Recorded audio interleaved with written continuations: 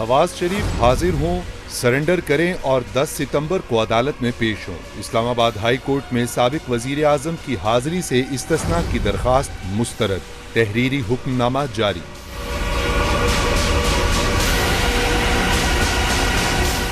Justice Aamir Farooq और justice Mohsin Akhtar Kiani ने Panama references अपीलों पर समाअत की। मरियम नवाज और कैप्टन सफदर अदालत पेश हुए। जस्टिस आमिर फारूक ने इस्तफसार किया, इस वक्त नवाज शरीफ की हैसियत क्या है, क्या वो जमानत पर हैं या नहीं। नवाज शरीफ के वकील ख्वाजा हारिस ने बताया, नवाज शरीफ इस वक्त जमानत पर नहीं। अदालत ने कहा, लाहौर हाई कोर्ट ने नवाज शरीफ का नाम ECL से निकाला था, जबकि हमने सजा मुअत्तल करके जमानत दी थी। नवाज शरीफ को एक मौका देते हैं कि वो सरेंडर करें।